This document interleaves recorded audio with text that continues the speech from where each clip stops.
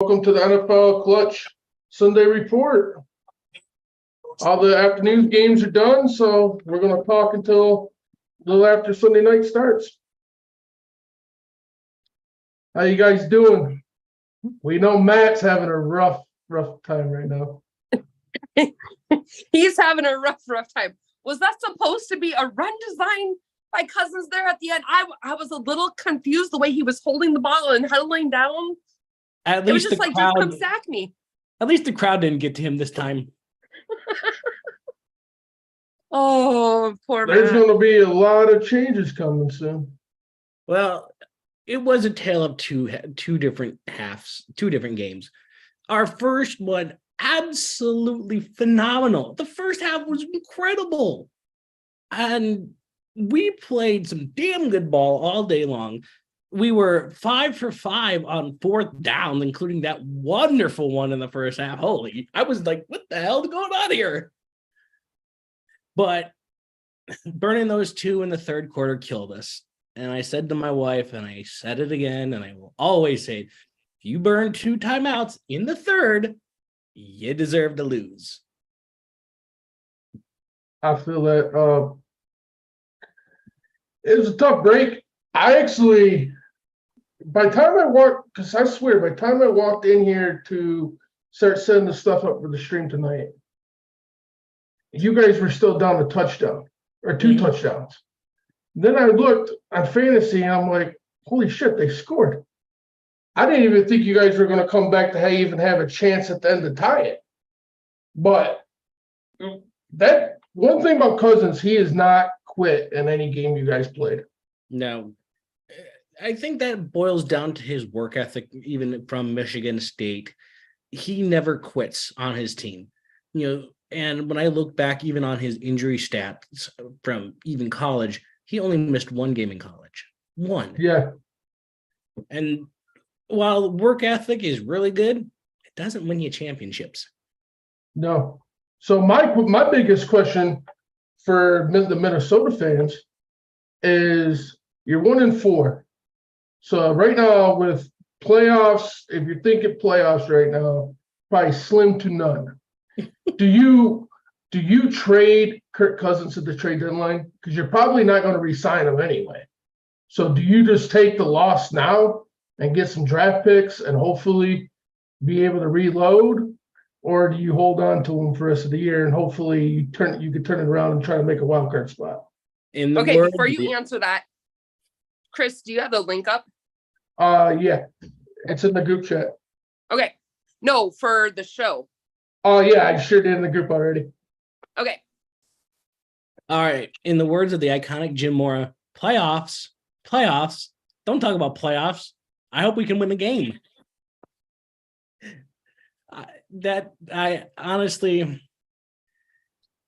It's kind of a double-edged sword. Yes, if we trade him away, we could probably get some draft picks for him.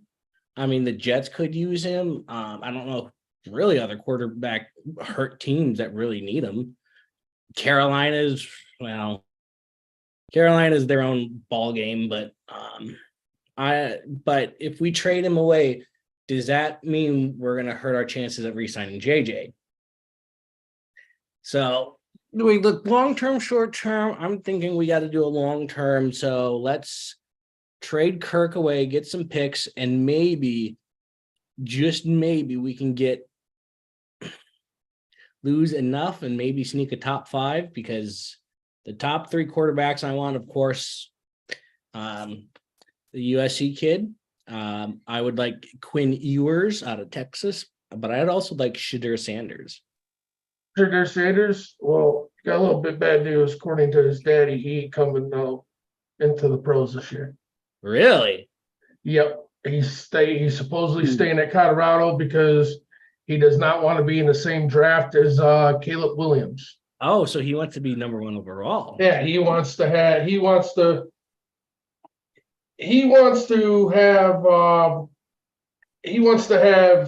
number 1 pick. Obviously, he wants to be the big guy on campus when he goes. You know what I mean? Yeah. No offense, I respect Deion as a coach so far. You know what I mean? I think people are jumping the gun over there about him. This is his first year there. The program barely won a game last year. And here he is. They're actually winning games. Yes, they lost to some big schools, but did you really think they had a shot to beat these bigger, better schools in the first year him there? I didn't think he had a chance. Well, also you got to remember they're going to be going back to the Big 12 next year. So that, you're going to play West Virginia. You're going to be playing Texas Tech. Yeah. But a lot of Big 12 teams, some Big 12 teams are actually leaving. Or is that the Pac? Is it the Pac? No, that's the Pac-12, ain't it? Yeah. Well, what Pac-12? Yeah, that conference is pretty much gone now.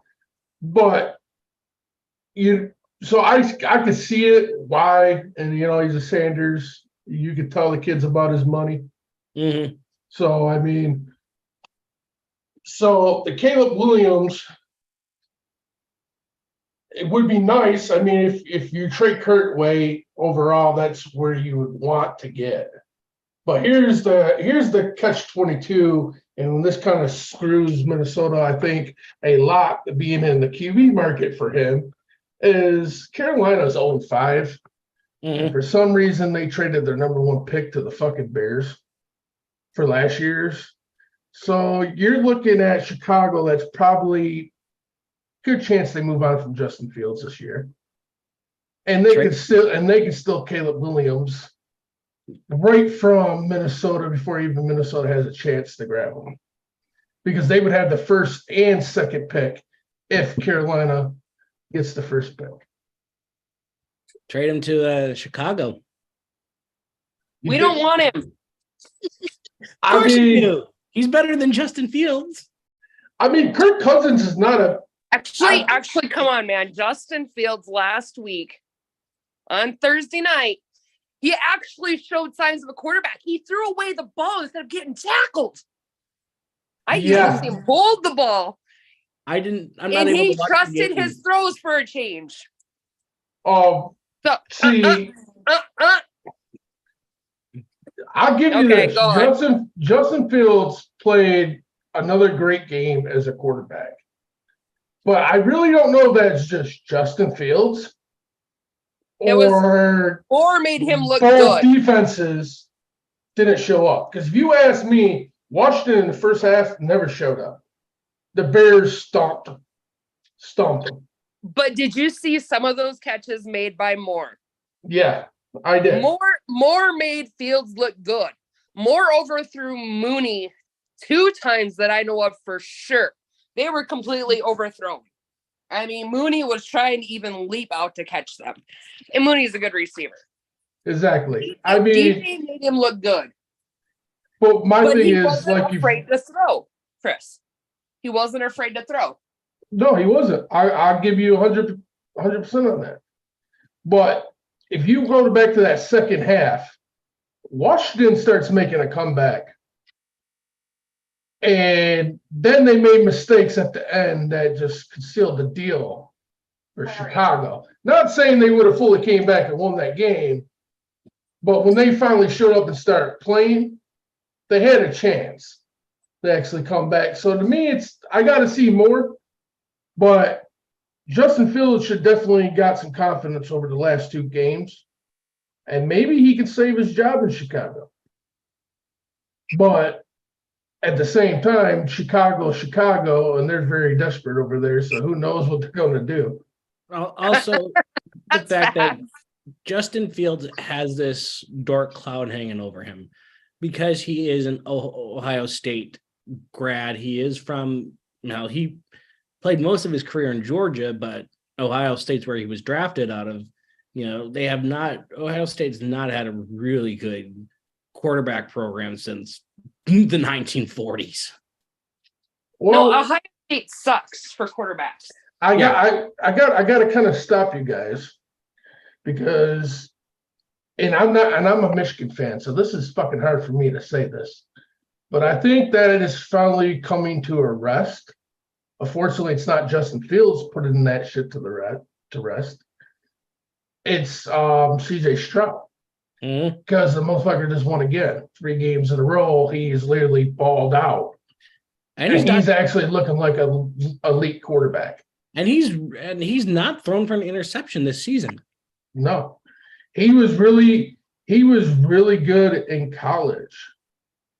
And for that, like going into last season to like the Michigan game, I think that was like one of his only second maybe or third interception all year he threw. And that was like because I'm actually in a couple Ohio State, groups just because I do have a college page that we try to get really popping and a couple years back. So I've kind of, invited members and stuff from every school. And last year going through them, that was their biggest bitch about CJ was they felt like they were complaining, like a lot of fans would complain because he wasn't trying to make passes and throwing picks. Like they were complaining like, and I'm like, no, your quarterback's playing smart, and I turn the ball over. Like, yeah, when we see a 3rd and long, and then we see the quarterback throw the ball away, of course you're gonna be like, you should at least just try to throw to somebody. But so much stuff happens. Pick 6, interception, good field turnover.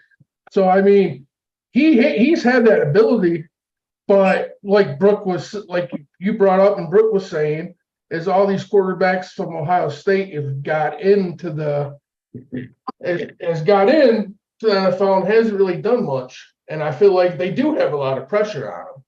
Mm-hmm. But I feel like CJ Stroud, I feel like that don't bug him because I mean he had pressure on him all last season like crazy over him losing to Michigan the year prior. My internet's on the fritz, so if I lose you guys, I'll try to hop back on. So I don't know. I'm running on very low battery life because I guess this idiot didn't make sure her phone was plugged in earlier today. But Don't ask me. Brooke not charging her phone. That's kind of what I'm doing now. I actually have it sitting above the AC on the charger, so that's kind of why I'm like, So the Lions today, they took care of business. yeah, but then there was a issue in your game, that Zavala kid from Carolina. I don't know what happened. I kind of missed it because my mom called me. So I was talking to her, but it looked like in the kick return, he took a hit to the neck area, and he had a neck injury. They did give an update. They said he was able to move everything, so he's not paralyzed. He did give the crowd a thumbs up. So that's always good to hear. I mean, that was a crappy part of the game because that happened. And then there was like a good 10-minute delay of the game. They got him off the field. And then the first play, Mosley, first game back, looked like he might have tore ACL or his Achilles again. They haven't released anything on him yet. I'm hoping that he just slipped and maybe twerked a hamstring or something. I'm praying for like the least injury on him, but Jerry Jacobs came in and then got an interception not too much longer, so kind of made me like calm down a little bit. Like, okay, we played this far without him. We can still be all right. Yeah, I mean, I've not heard of too many neck injuries in the game. But that really is terrible. Yeah. I know the KC fans probably, some of them probably almost had a heart attack today with Travis Kelce because that looked bad. Oh, yeah. I thought it was the ankle, but I was like, that could be Achilles or something because your Achilles attaches to the back of your ankle, that attaches to your ACL. So when he threw his helmet off, I was like, fuck, he's done. But it was glad to see him actually come back, even though the first drive after halftime, the coaches wouldn't let him come back. I was telling Brooke earlier before we went live that they were he was trying to sneak in a few times, and the coaches kept pulling him back off the field. So, well, he had to try and get back out there for Taylor, Taylor wasn't at the game today. She was not at the game. She wasn't? Nope. I Oh. think there's so much rumors going on. He took a picture at his birthday party. I just see an article with a girl with blonde hair, and they're like, "Who's this other blonde girl?" Travis Kelce got his arm around, and I'm like, "Are you kidding me?" Right now, are we this far? Like, we're not even talking football anymore. We're just talking about is Travis Kelce dating Taylor Swift? Like, get real. I'm not here for a It's Taylor Swift bad. concert. I'm here for the NFL. Yeah, I mean, like that could be like the Lions. Eminem was at the Lions game today. Should we put him all over the fucking TV and be like, "Hey, look, it's Slim Shady"? But I did share a funny meme and it said, "Hey, you guys got Taylor, and we got Slim I would have Shady." been okay with Slim Shady versus Taylor talk. It was funny because I think it was the Lions or some page shared that meme, and then underneath their names, it was 12-time Grammy Award winner. And then it showed Eminem with 15 Grammys award winner. So it was like, so it's kind of funny. They threw a little shade back at KC, like, you got Taylor, we got Eminem. You know, I'd rather have Eminem, like I said, versus Taylor any day. Well, at least our next game is against the Bears. that is gonna be that's I'm gonna be a ready big for it. game. And that's Monday night. No, Monday night is in November. I will see you Oh, in Minnesota next month, the Monday after Thanksgiving. I won't. I'm not going to be at the tailgate that night because Oh, you're going to the game, aren't you and the wife going? nope. Oh, for fuck. Nope. Tessie, you I want me to here? because my job with the Knights of Columbus, I'm now the head of my council, so that means I have to run the meeting. Oh, Reschedule the meeting. I so you're can't. not going to tailgate with us this year. And Oh this shit! year- I might have to. I might have to actually. Greenlee and Misty are coming this year. So we got Jeff and his wife, Misty. And of course, me and Eric are going to be there again. Like, So you're gonna literally drive to Minnesota to watch your funeral? I did last year. And this guy, I have to thank Matt. He hooked me up last year. He took me around to the VWO tailgating, introducing me to quite a few of the super fans there. And my daughter had a hell of a time. I'm going back this year for Monday Night Football. And apparently we're sitting in the field goal section behind Sir Rocker with VWO. So that's going to be a fun time. And you're going to miss out on the fun. I'm going to a game a couple weeks prior.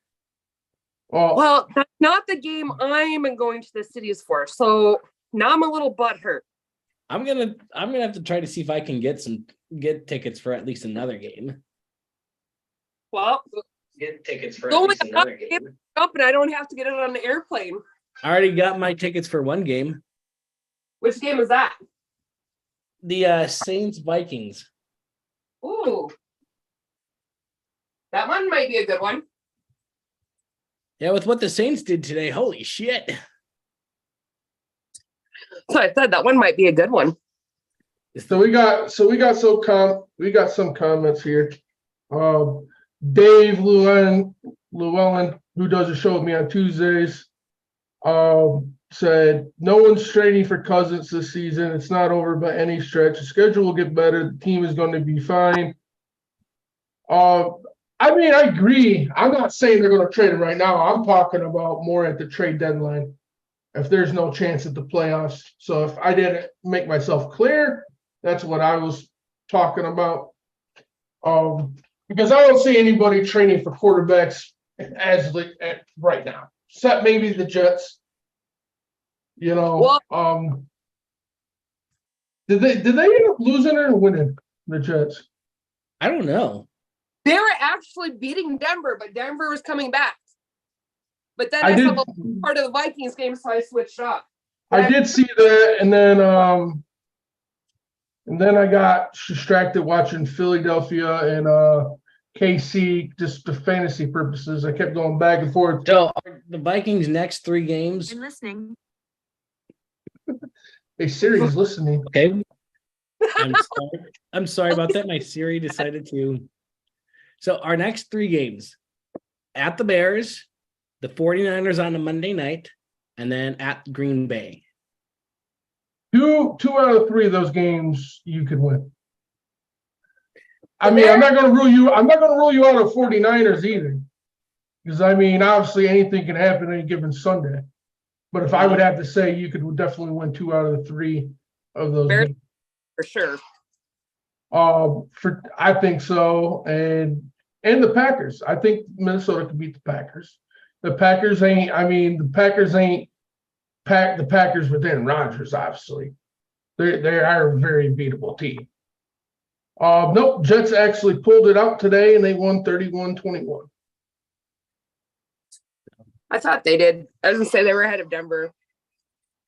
Some of the early games that I was watching,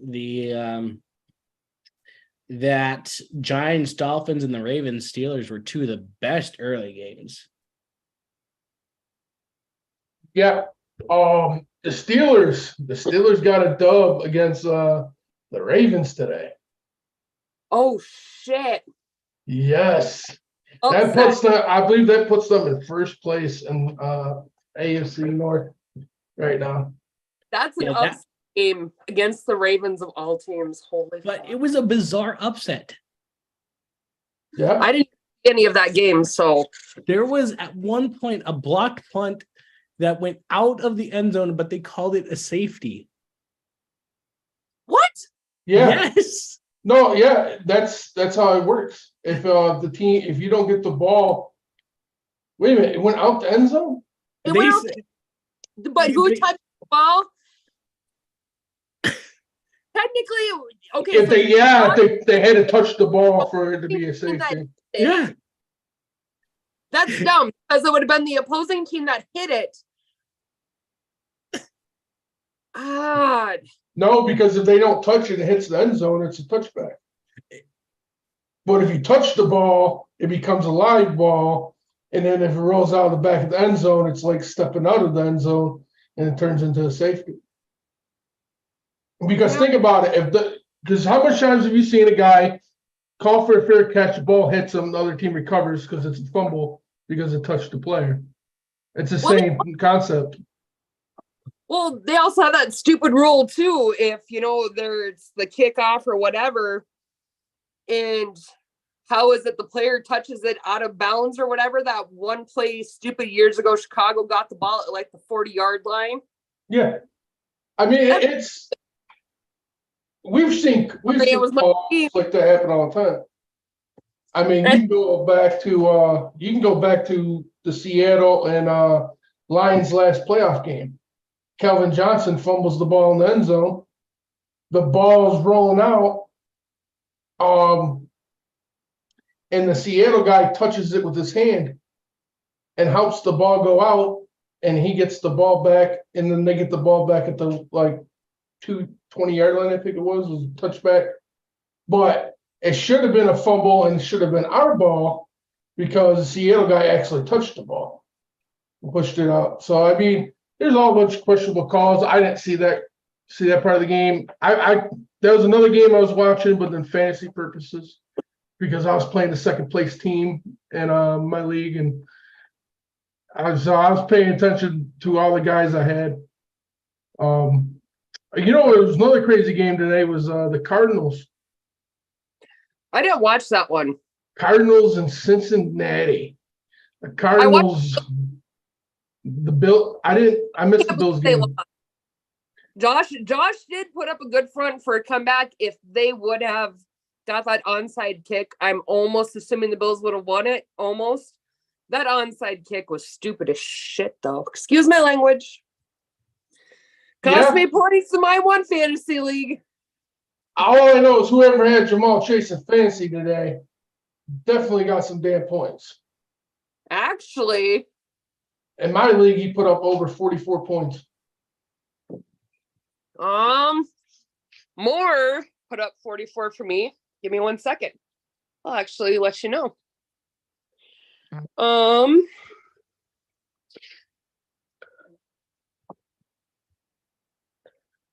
Okay. DJ Oh. Moore put up 49 points for me for the Chicago Bears. Yay. Biggest loser this week on my fantasy, obviously, is Jefferson. Kamara, nice to have him back. I love having him back. He actually put up 18.7, so he did pretty good today. Samuel from Washington actually didn't do bad for a receiver. I had him benched, though, because I had Morin. He put up almost 20. Let me go to the other one, because I'm pretty sure I have Chase in one of my leagues.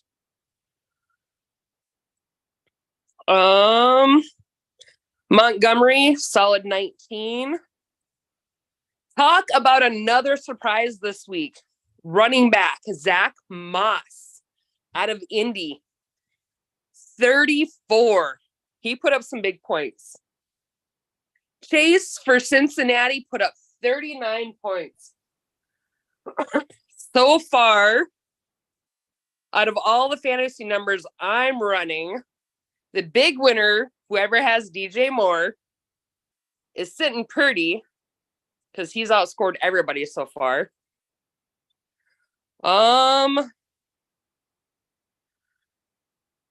Justin Fields actually put up almost 33 for a QB, so he's actually winning that league for me. For a change.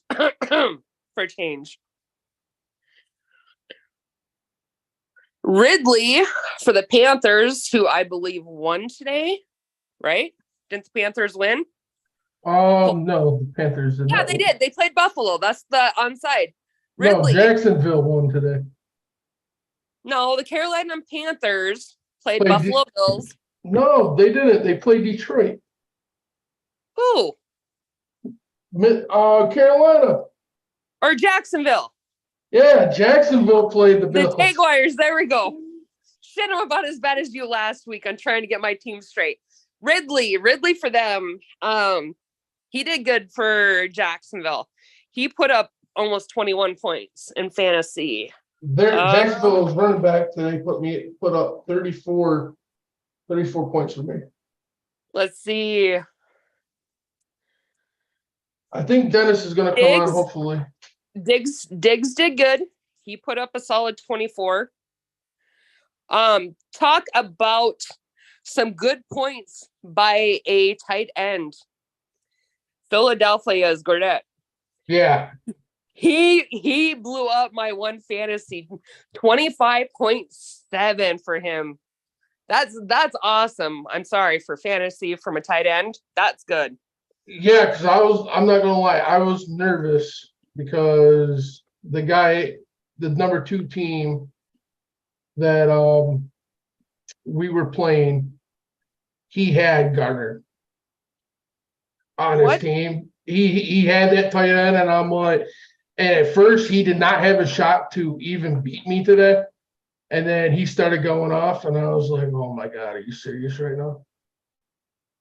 I was curious to see what Cole's comment was. He had a few touches. He wasn't impressive as he normally is, but Cole actually put up 15.2 for the Bears on Thursday.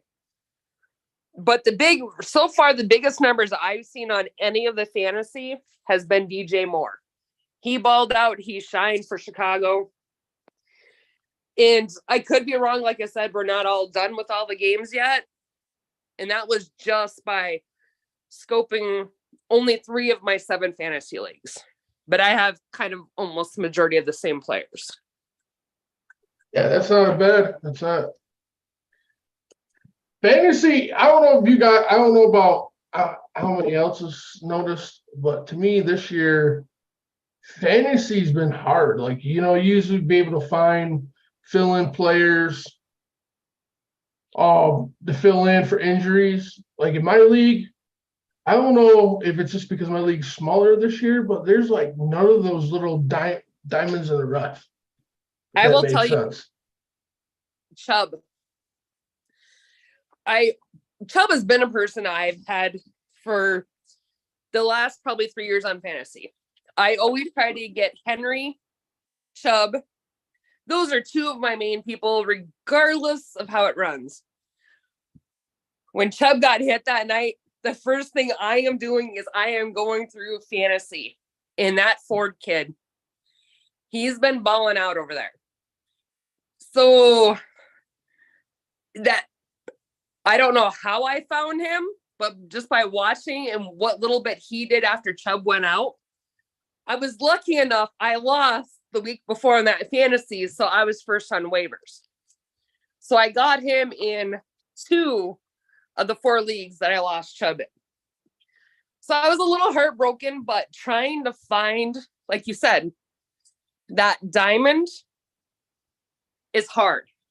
Yeah. Like running backs, very, very hard this year. Very hard. We've already lost a few trying to find replacements. It's like pulling nails. And like I said, I am glad Kamara is finally off suspension because that league was hurting for running backs bad. And that's one where I did lose Chubb and I wasn't able to pick up Ford. So it was nice to have him back. We got see, I don't know. Someone got Ford, man. I went to go pick up Ford as soon as that injury happened, and someone snagged him off the lineup. That's how crazy it's been. Like I felt bad for my dad. He got hit with St. Brown injury, not playing. Gibbs twerks his hamstring, not playing. So he picked up Murray from Buffalo because that was like the best, one of the better backs that was a free agent in our league, and he puts up a 120 dud today for him. Oh wow!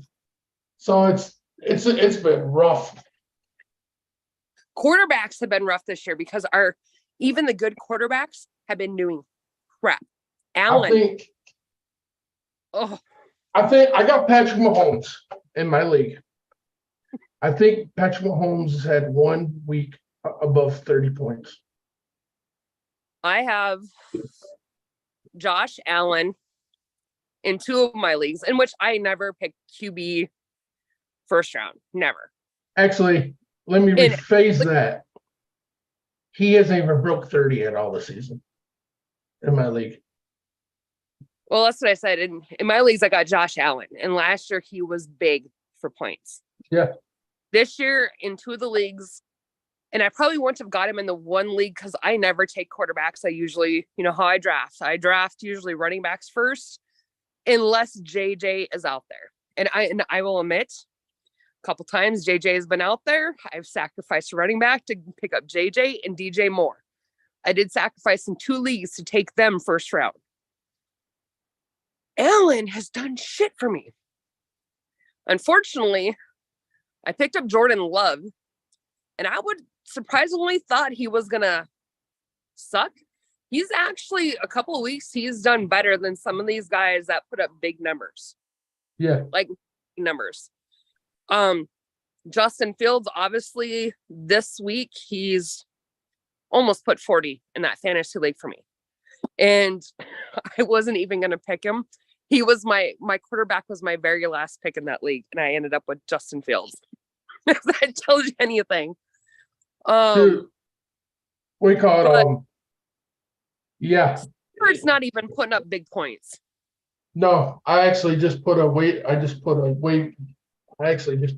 in to pick Stafford up. Drop Jimmy G. And I just dropped Stafford. I just dropped Stafford and picked up Wilson. Zach Wilson from the Jets. I just got rid of Stafford to pick up Wilson. Because he's not producing really. But you got to look at it. Look how many TDs Montgomery has scored for you guys. He is blowing up that team. It's amazing. It's amazing to see him do what he did in Chicago for you guys. I love watching the game because of him. Yeah.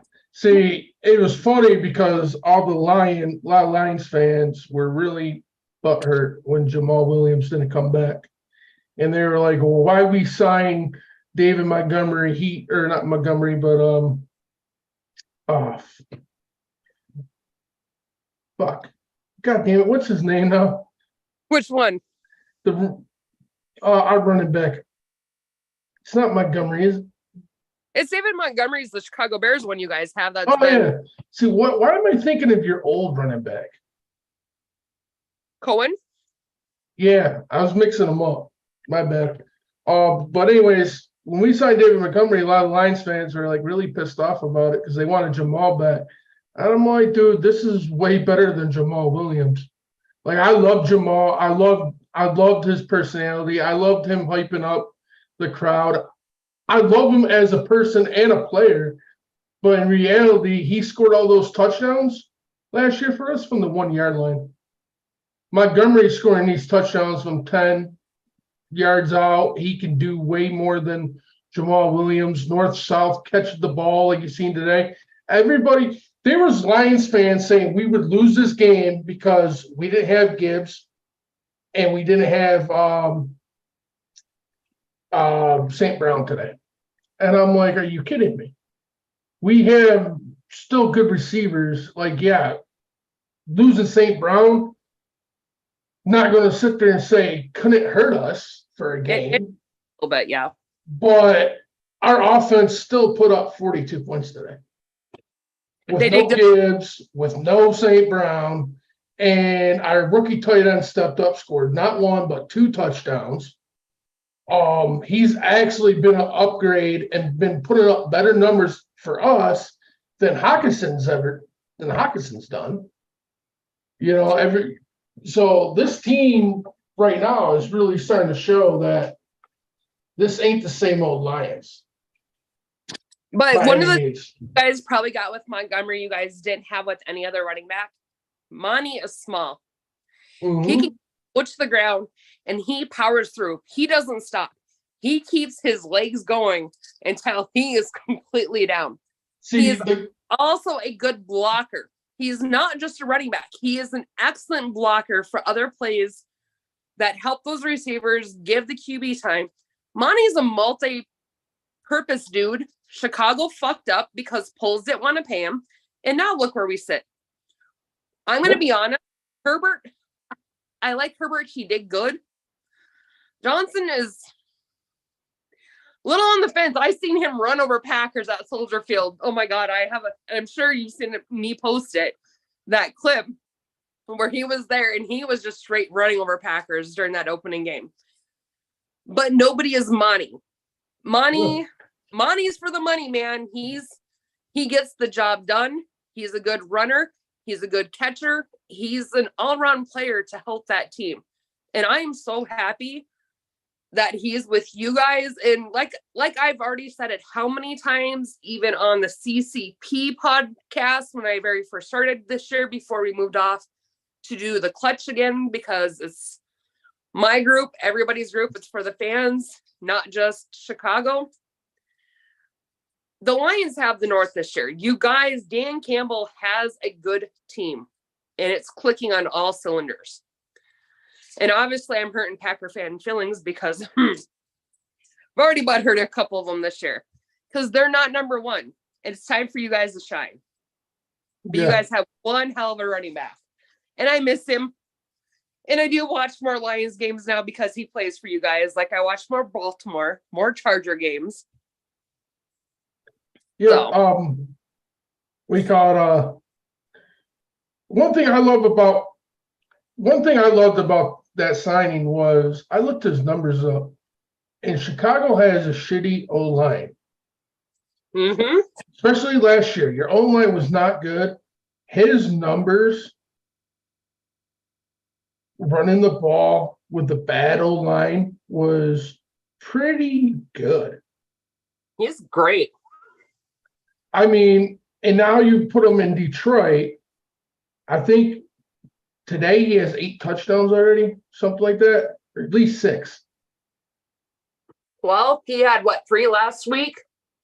Yeah, and I think he only might have had 1. I want to say he had 2 this week, but I don't think he did. He had a couple before he went out because he was out 1 week with you guys. Yeah, last week he had 4 touchdowns. He had 1 or 2 before that. So he's up there. Yeah, because let's see. I can pull it on fantasy and tell you how many touchdowns he's got. Hold on. All right, Monty. Okay, he's in this league. 2023 game log. Yeah, he had He's- 3 touchdowns the week before, and then he had a touchdown 3, today. 4, 5, 6. He's at 7. Nope, he's at 6. Yeah, total 6 touchdowns. He had one Um, against AC, one against Seattle, one today against the Panthers, and 3 against Green Bay. Yep. But that's still freaking amazing. He's got good numbers. He balled out. He got me 1990 today. He finished the day with 19 rush attempts, 109 rushing yards, rushing TD, 2 receptions for 20 yards. He's been getting it done for us. And I just can't wait for Gibbs to catch up and start making some noise, because that's another thing. A lot of fans around here, the radio station, they're starting to like, well, why ain't he running the ball more? And it's like, he's a rookie, and you got to give the kid a chance to find his grooves. But I said that about Herbert too. And when Montgomery got hurt, I'm going to be honest, Herbert did step up for the Bears when Montgomery got hurt, and he put up some big points. But for whatever reason, I don't know what it is. The way Montgomery is playing, he is actually enjoying football again. Yeah. I think he lost some of that spirit last year with Chicago. You tore down the defense, everybody he's played with for years. In the biggest relief, I'm going to say this right now, the biggest relief, Chase Claypool. Here's the dumbest thing, though. We trade Chase Claypool to the Miami Dolphins. We give them Chase Claypool in our 7th round draft pick for 2025, and we get their 6th round draft pick. In a way, it kind of sucks because they probably shouldn't have even got a 7th round draft pick. But it was like, Poles is like, just fucking take him, get him off our hands. He's causing way too much trouble here in Chicago. Way too much. Honestly, I think that might have been the best thing you guys could have done, because have you noticed with Claypool off, our team, our offense a lot better. Is playing a lot better. Yeah. So Claypool, the diva, and the little fucking "this is my show" should be bitching at the QB because he wasn't getting the plays, which he didn't deserve it. He didn't produce. No. I mean, DJ Moore in just one game last Thursday had more touches, more yards, more everything than Claypool in 10 games? Yeah. That says a lot. With diva receivers, they only work out if they get the ball. And that was one thing with Claypool. When he left the Steelers, he was excited about going to the Bears because he was going to be the number 1 guy. He wanted the number 1 money. He wanted all that light and stardom, but it never happened. Well, why would he? He wasn't producing, and Mooney was still number 1. And right now, your number 1s are still Moore and Mooney. Yeah. I mean, Claypool didn't even produce enough to outshine Mooney last year. So how do you figure you're going to be number 1 when you can't even take the current position away from the current number 1 on the team? Exactly. I mean, that's just like a Robinson deal again that we went through. When he first got there, Mooney was hurt last year. He was at the end, yeah. So by the time Claypool came over at the trade deadline, he thought he was the guy, and it just never happened.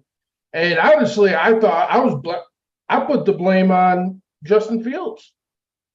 because I really thought it was him just not trusting his wideouts and scared to throw the ball. But now it's just looking at Claypool just has a real shitty work ethic. But here's the thing, and you've heard me say it. Watching the games that I've watched, Fields has been scared. He sits there, he goes through his progression. He has either his tight end, his wide receivers, a running back down that can catch it, whether it's 10, 15 yards, and he hasn't trusted his throw enough to get it to them, whether it's can make it in time before that defender gets there, knocks their ass on the ground, safety, quarterback, whatever you want to fucking, whoever's covering who at that point. He hasn't trusted. He's held on to the ball. He runs, he gets sacked. This game on Thursday, whether it had to do with, rest in peace, Dick Butkus, whether it had to do with his passing and them actually getting it together, that's the first time I've seen Justin Fields throw like a quarterback. Can you tell me games you've seen Justin Fields sit there and throw the ball away like you see Mahomes, Cousins, Stafford, everybody? Justin Fields normally hangs on the ball, tries to run, gets sacked, fumbles the ball, loses the ball. This is the life of the Bears fan, you know, with Justin Fields. But last week, on Thursday night, I actually seen Justin Fields throw away the ball. He literally threw away the ball. I was like, oh my God, he's learning. He didn't take a sack. He didn't lose us ground. He didn't try and run it and fumble it. He actually threw it away. But even after he overthrew Mooney, which was way downfield, and whether Mooney wouldn't have got held up, it probably would have been great. Whether Justin could have laid off a little bit, whatever the case was, he missed a couple. But Justin didn't stop throwing. He continuously stepped back into the pocket, went through the progressions, and hit his receivers, his tight end. He actually played like a quarterback that deserves to be in the NFL. For the first time on Thursday night, I can honestly say that. I can't trash talk Justin Fields after Thursday. Now, what we see against the Vikings this next week may be a different story on Sunday. Well, here's the thing. If Justin Fields puts out another great game for you guys, even if you lose by a couple points, but if he continues playing every game like he's played the last two games and making better plays, then there's a chance Chicago don't move on. So pretty much he has to keep playing like he has the last two games for, I believe, before the Bears management decides if they're going to move on or are they going to keep him, you know. If he plays. And here's the thing, I guess Chicago we've always had some crappy quarterbacks, but we've always had a great defense that's been able to hold off the other teams from scoring or getting those awesome turnarounds, pick sixes, fumbles, you name it, you know. We don't have an awesome defense. So now we're kind of relying on our offense to do its job. And like you said, the last two games, probably the most progression I've seen out of Justin since we've had him. And like I said, one thing that I don't think I've ever really seen Justin do was throw away the ball like most quarterbacks do, so we don't lose, yards, take a sack, fumble the ball. So for me, that was seeing growth in Justin as a fan. Because you see all of your quarterbacks do it. Mahomes, everybody. You see them all do it. Yeah. If Justin keeps playing this way, keeps going through the progression like what he did Thursday night, hitting his receivers, his tight ends, running backs, whatever it may be. Yeah, I say maybe extend him for that 5th year, but I wouldn't extend him at a huge ass price. He's still not fully proven. Any good quarterback can have a good game like any team can have in any given Sunday. Yeah. Any given Sunday, I mean, because see, for me as a if I was a Bear fan, I would want to see Justin Fields improve because I wouldn't want to have to get another quarterback. Because if you have to get another quarterback, then it's basically restarting, especially if it's a rookie deal. I mean, that's kind of where I believe Minnesota is.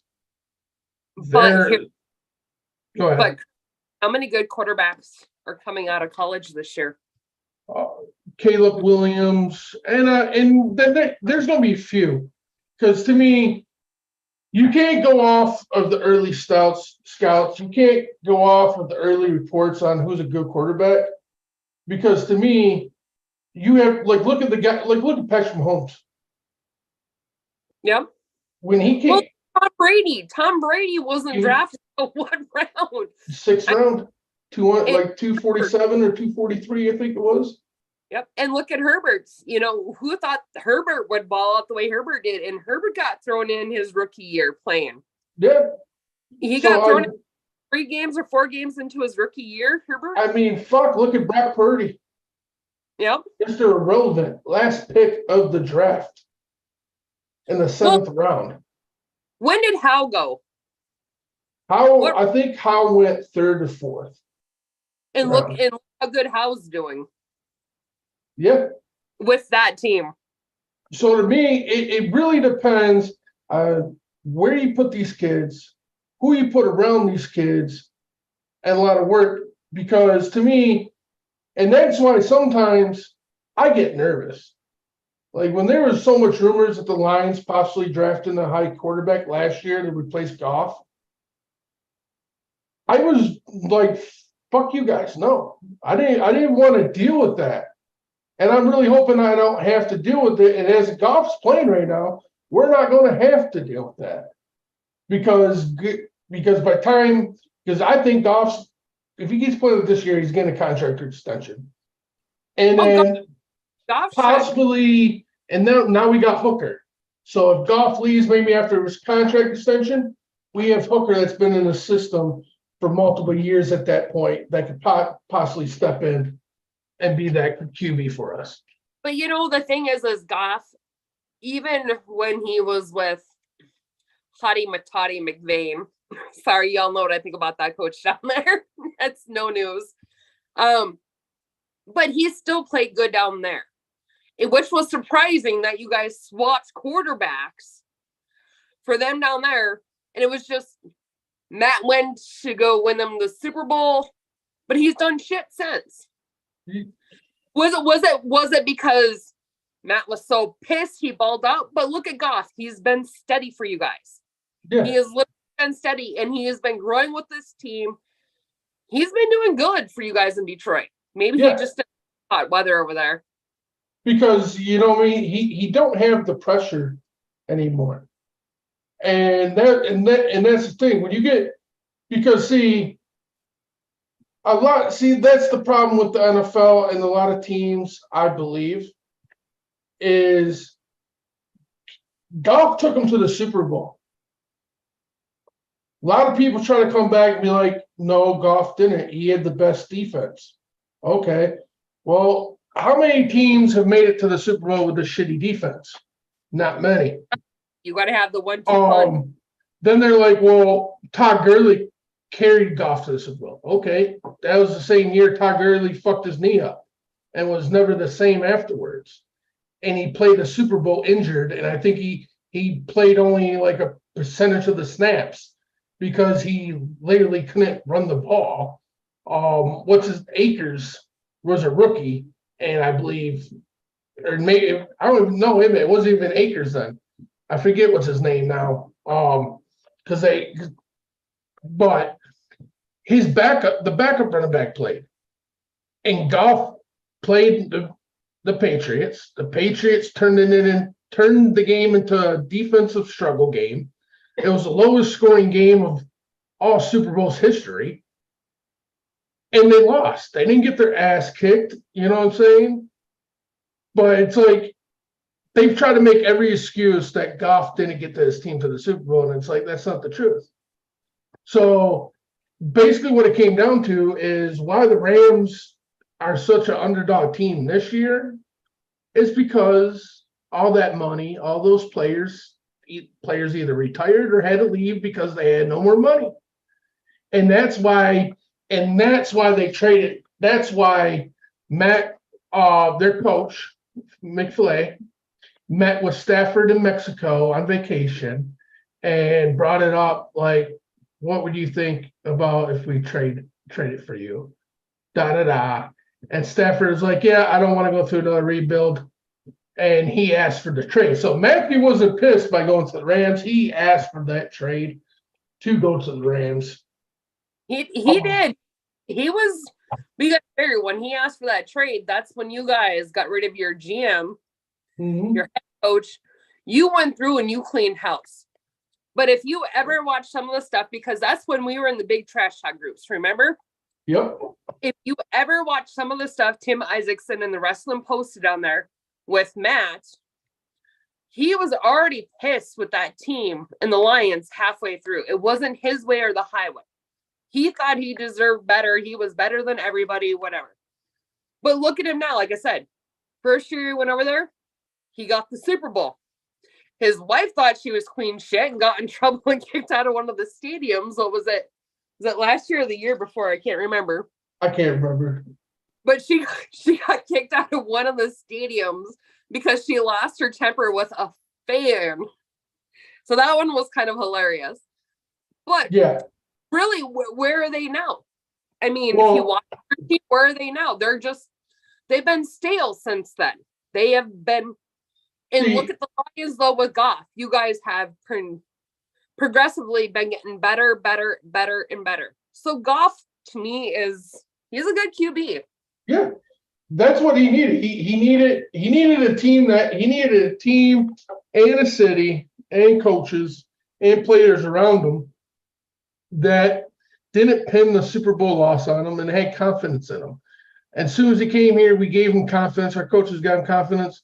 And he's playing, like he said on the radio last week, because he interviews every Tuesday at the our local sports radio. And he's like, to be honest, he goes, I played my best football I've ever played in my career in Detroit. And so that's the thing. Sometimes players just need a new change of scenery, new people around them, new management around them. And Stafford, and it's hard to use Stafford and the Rams as an example right now because they're in a whole different position. You know, they lost a lot of key players at their Super Bowl. Last year, Stafford gets hurt. This year, he's kind of like Patrick Mahomes right now. He got a bunch of young receivers on that team. He's throwing the young kids, a lot of rookies. Look at that rookie. I can't pronounce his name. But me and Dave brought him up last Tuesday. Noah. That kid he's like, I think he's 17 for him. That rookie receiver has been going off all season. For the Rams. And, yeah, and Stafford and that's, I think the kid's going to be a decent receiver, but that's Stafford. I'm sorry. Stafford can make any receiver around him good. Look at Kenny Galladay. Look at Kenny Galladay when he played in Detroit with Stafford. The dude looked like an elite receiver, was making great catches. Who was our best receiver for like 3 to 4 years there? He leaves here, goes to the Giants. You didn't hear from him for like two fucking years. It was like he was pretty almost like they just buried him in New York because he was not making plays. He was having problems. I think last year was his last year he played for the Giants, and he was pretty much playing on special teams. And he would get a rep every now and then. But I think, like you said, I think it depends on the team. Because look at Cordell Patterson. He went to the Falcons. Yeah. Chicago misused him. But when he went there, he balled out as a running back. Exactly, because I mean, you like, how do I say it? I guess these players all have potential, but like kind of like you said, it's going to depend on the coaching, the staff, everything else. And the thing is everybody's saying, "Oh, it's the coaching with Justin Fields." Justin Fields, when they redid this rebuild, they brought in some of the best coaches. We even took San Francisco special team coach. Their good special team coach. We even took him. I mean, we even took the offensive coach from Green Bay, who has been kicking our ass for years. yeah, I don't, like I said, and you've heard me say this before in Chicago. Is it really a player issue, or is it a coach issue, or is it everybody just not getting their shit together? But then you get rid of Claypool and you bench him and keep him away from the team for 2 weeks, and our team starts coming together.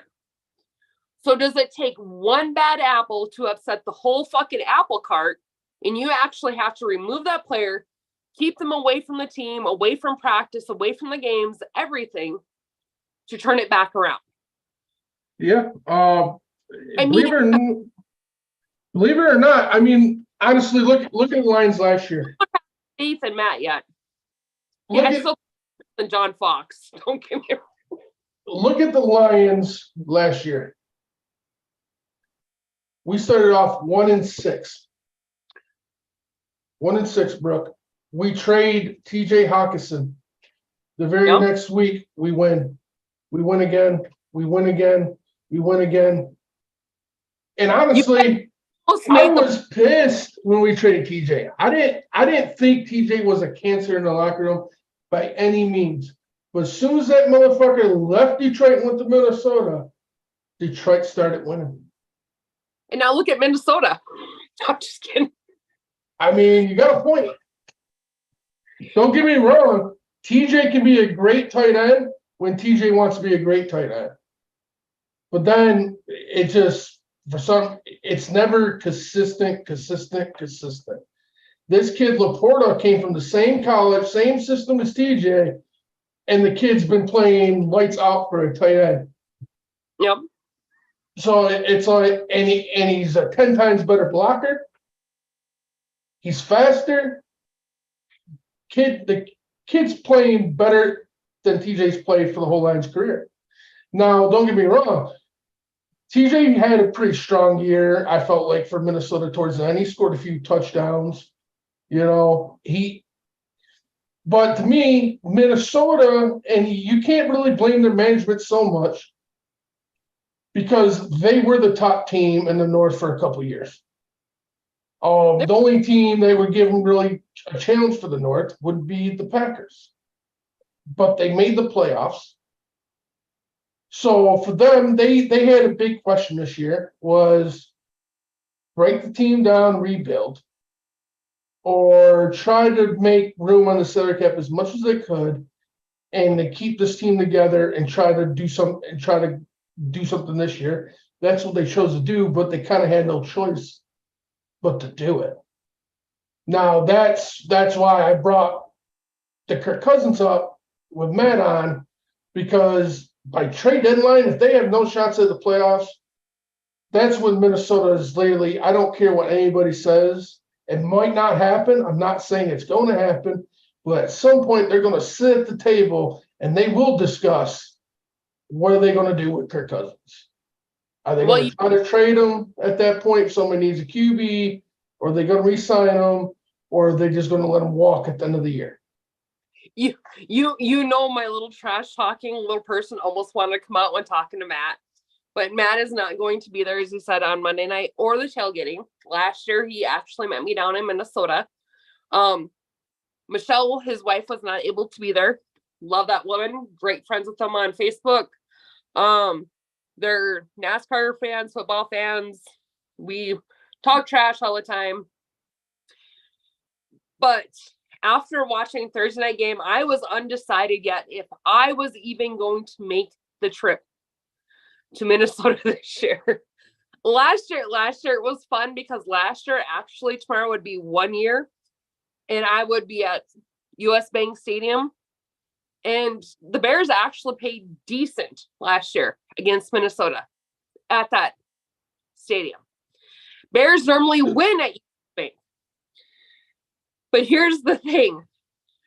I decided to go after Thursday night because Kirk Cousins never shines on prime time. Ever. He pulled off one prime time game, wasn't it, against the Bears? One. I think he got a couple now, but he don't have many. He does not shine on prime time. It's like there's something with Cousins. He sucks on prime time. So with seeing that little boost in the last 2 weeks, seeing the offense of the Bears kind of come around, I'm like, yep, we're going to do it. And of course, this year I get to get drunk at US Bank Stadium because I am not driving home after the game. I'm actually just walking across the street to the hotel. Got the same one as last year, which is nice. But part of my reason for going and saying yes to this trip is because Kirk Cousins just sucks on primetime. And you watched the last part of that game. Tell me you did not watch the last part of that game today. Minnesota game? Yes. Yeah, I caught it. He looked like he wasn't sure if he was supposed to run with the ball or throw the ball. He's like this, and I'm like, what the fuck are you doing, dude? I'm like, goes that way.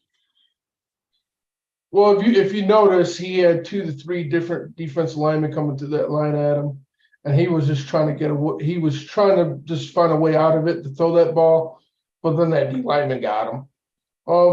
But he was just like an old man. I'm being fair here.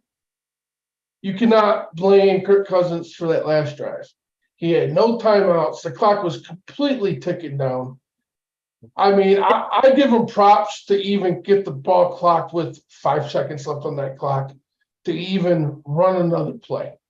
He got the ball down with 5 seconds down there with the legitimate shot to throw the ball at the end zone, and his line literally gave him 0 time to even get the ball out of his hand.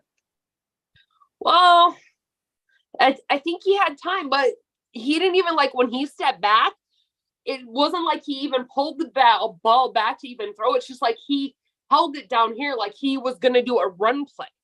Yeah. So was that supposed to be a quarterback sneak that so went wrong?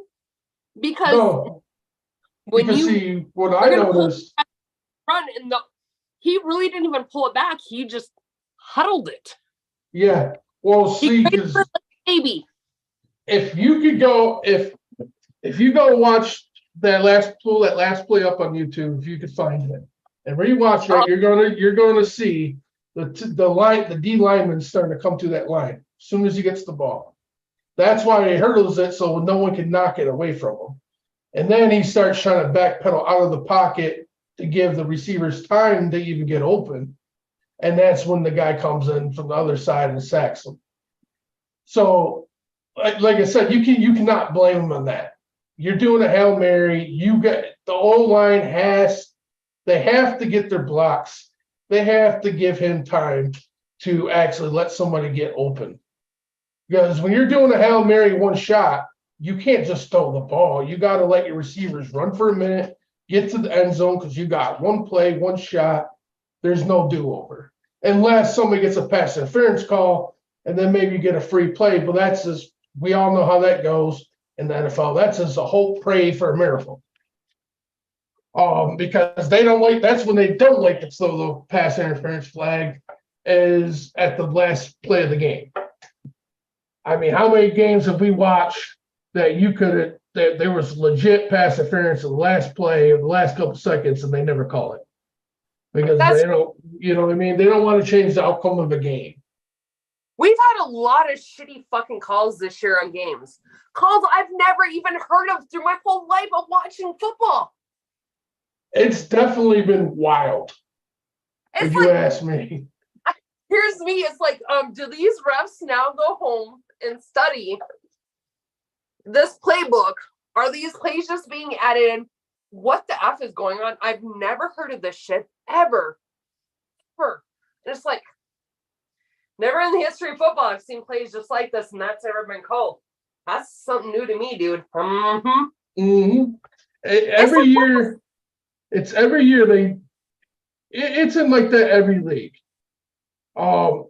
They're always one year they focus on these calls. They want to see more calls on this. And then the next year it's the totally opposite. They're not calling this no more. And now they're calling this more than that. Next year it's going to be something else. Because like honestly, the new intentional grounding calls, some of them have been like, what the fuck? That's never been a grounding. I've never seen that in my life. Like, I go back to the Seattle game. I could go back to last week. I think it was the Kansas City game. That Patrick Mahomes or the Buffalo game was one of the two. I forget what game it was. No, it was Eagles game. Matter of fact, Eagles, because we talked about it with Dennis. Hurts throws the ball to the end zone. The receiver cuts off early. He's supposed to run to the end zone, but he cuts his route off. The ball hits the ground in the end zone. They call it intentional grounding. And I'm like, some of those are stupid, but some of the ones that I have seen them call actually more and more of this year, and I've actually seen a couple of players get ejected from the game, which I'm kind of proud of. Lowering the helmet and doing the head-to-head contact.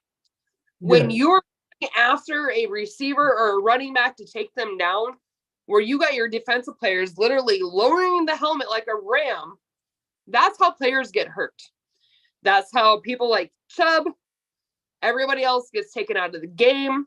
Major injuries happen. It's like your helmets are pretty steady. Granted, it's on your head and you're not going to feel much of an impact. But if somebody is not expecting that hit, and I can't remember what game I watched. Was it a Raiders player last week? Pretty sure it was a Raiders player last week that got ejected from the game, the 15-yard penalty, everything, because he lowered his helmet and did targeting. In college, they call it targeting.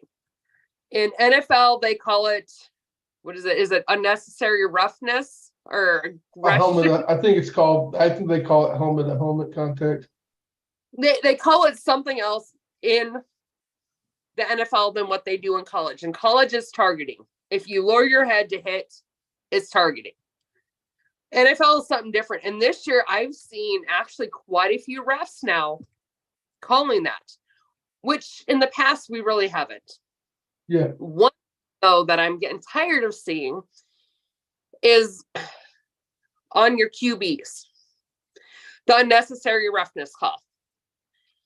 These refs all need to get on the same page.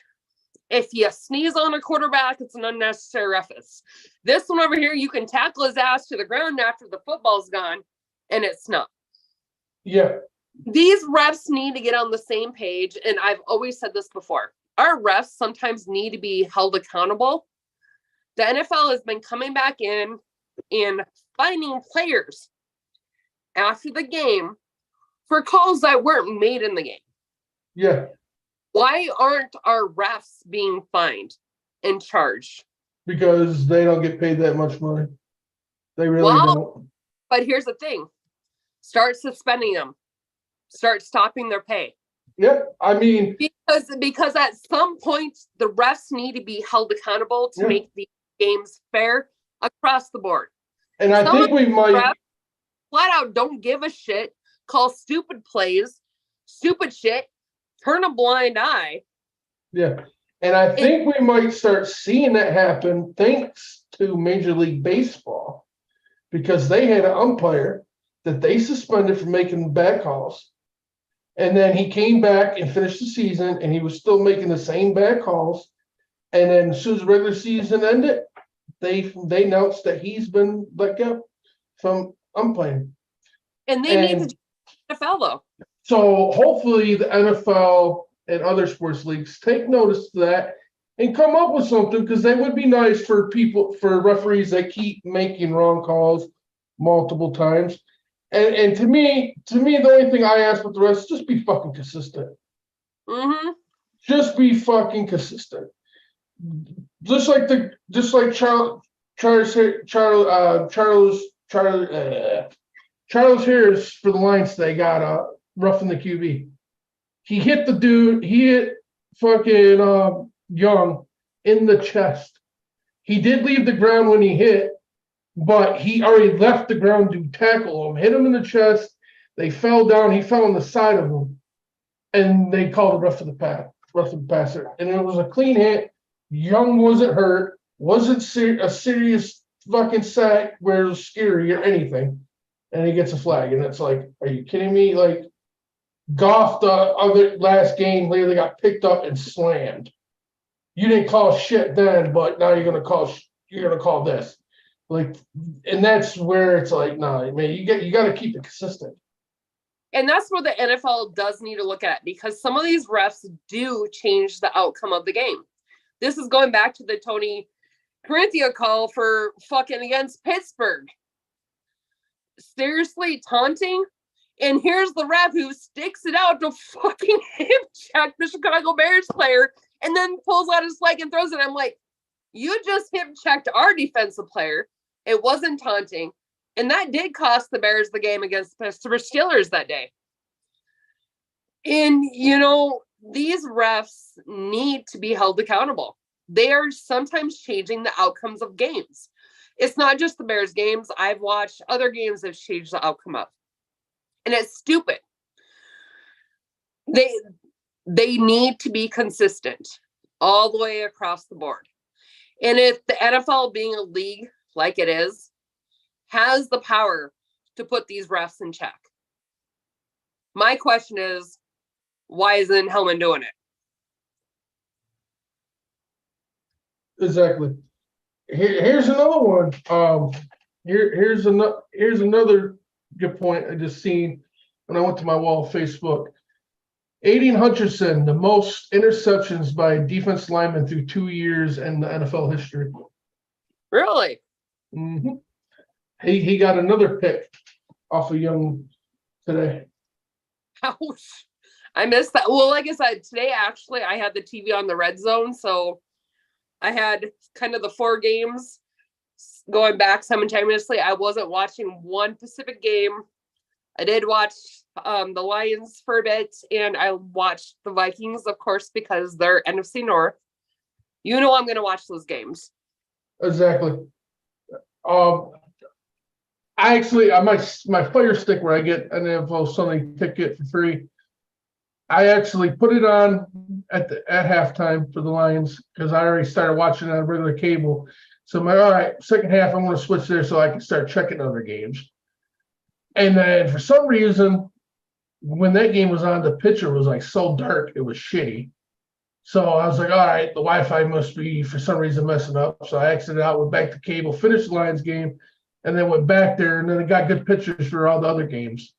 So then I started flicking and watching, but then I caught myself just watching the KC game and the Eagles game just for fantasy purposes.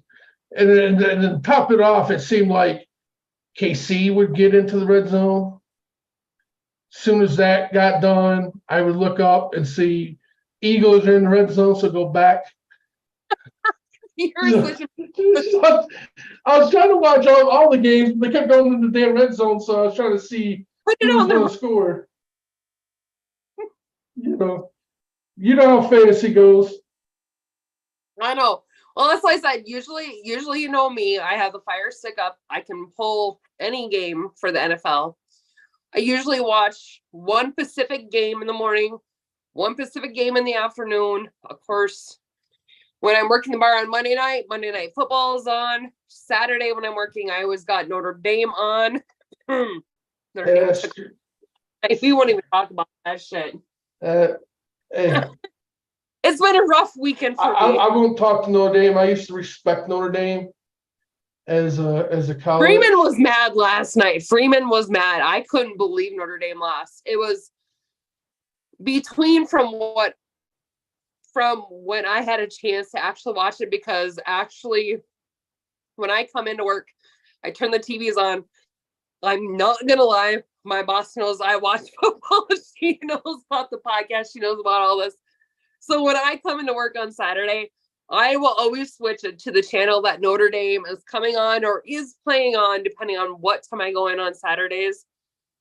Notre Dame, come on, we have people in there, and I'm just looking up at the score, and I'm just like, and I had a really bad night. I only had like 2 hours of sleep, maybe if that the night before. So I was already stressed last night. So that sucked for Notre Dame, but Freeman was not happy. I know. It was as Notre Dame's play. And I'm going to have to go back and rewatch Notre Dame because I missed so much of that game last night. You're going to do that to yourself? I am, because you know how much I watch football. Just like I watch my NCAA basketball. And I'm happy I got Duke's schedule coming up. You know how I am. I watch my sports. You might have one winning team this year. So Duke might be your only winning team this year. Let's hope. For my NCAA basketball, yeah, hopefully. But we did lose a couple good players for Duke. I haven't seen any of the new ones. Highlights, I haven't really. Usually I'll go in and watch some of the Duke practice beforehand. Yeah. Some of the new guards they got in, some of the new 3-point players, 2-point in the paint. But I haven't even had a chance to watch any of that stuff yet this year. I feel that. See, I used to respect Notre Dame in football aspects, but when I lost all respect for Notre Dame, and they'll never get it back, is when they refuse to play Michigan every year. When they just quit the whole rivalry. I'm like, just because you guys can't beat us, you're just going to quit playing us. Oh. Because football, Notre Dame and football, we are private. We're not in any of the conferences. No, I know that, but if you go back to Notre Dame and Michigan, they've played over 100 years. Well, wait, Duke is in a conference for basketball. Yeah. No, I know that, but Notre Dame and Michigan, they had a rivalry for over 100 years. And they just let it go. Yeah. And to me, it's like, but then I see you guys play Michigan State quite a bit still. And then for some reason, you guys still play Ohio State, and you guys haven't beat them in like 83 years. Hey, man, you're talking about Notre Dame, right? Yeah. Ohio State game was close. It was close, but you still haven't beat them in like 83 years or some crazy shit. But it was close. So that's what blows my mind is your school quit playing Michigan every year, but still play the school that you haven't beat for 83 years. It kind of makes no sense because Notre Dame has beat Michigan in the last 20 years. They've had a couple W's against us. We play Michigan, is it every 3 years now? It's something like that, something crazy. 4 years we play Michigan. Yeah, because they came back and got a deal like that done because they were missing the money they used to make. Because before they quit, that was the big thing when they announced that they weren't going to play Michigan every year anymore, was they released that how much money both schools made when they played each other just because of all the history between both schools. They would sell out every stadium. Everybody would be down there in the city making, down there for the game, the tailgate and stuff, So to me, it's just crazy. And to me, it's like Notre Dame, to me, if Notre Dame was smart, they would be joining the Big Ten right now. You would have a way better chance to make the playoffs, make the national title game, than doing it all independently. Well, in college and independent right now, Notre Dame is kicked out this year. I do know Notre Dame will not make it because if we're going by the same standards that college has, Notre Dame's lost 2 games. And if I don't think they changed it, but usually in order to make the playoffs for college, but I know they were looking at making changes last year to it. Basically, you can only lose 1 game to make that playoff if you're an independent team. Yes, a part of me wishes Notre Dame would go in and join either the Big Ten and I think the Big Ten is what Michigan and the rest of them are in, aren't they? Yeah. And the Big Ten is getting big. It's an Illinois fucking college. That was probably one of my, when I was down there in Chicago, Notre Dame was less than 100 miles from me, from where I was staying. I so wanted to go over there. Oh my God. I wanted to go there. But with traffic, everything else, it usually turns out to be 2-3 hours to get there. Yeah, because I mean, Notre Dame's not too far from my house. It's only about 2.5, 3 hours, I think. It's only like 90 miles, but Notre Dame it's less than 90 maybe. But Notre Dame is capable of playing in conferences. I understand there's a Catholic college. I'm Catholic. I understand some of their stuff. But at some point in time, you guys are such a huge college, such an inspiration in the college, well-known team. At some point, you have to join a conference. None of this private stuff. And part of that is the NCAA has to make rule changes. I say put every freaking college into a conference. Don't give them this private shit anymore. Put them all into a conference. Well, some of them do it because because the other two are what? Army and Navy. Yep. And I get why they're kind of independent. That kind of makes sense for them to be independently. Because they're going in to actually train and do officer jobs in the Army, the Navy. It's a school straight for them. But Notre Dame, Catholic or not, it's time to embrace the change. And I will always be a Notre Dame girl regardless of how that works. But we need to embrace the change with college because in the NFL, you're all stuck in one league. You ain't independent. You're all in the NFL. You're either on the AFC or NFC side, and there's 32 teams, and you're just stuck fucking playing them. Depending on AFC, NFC side, you get either 4 teams you see twice a year or 3 teams you see twice a year. And then you get so many out of your division and so many out of the NFC division.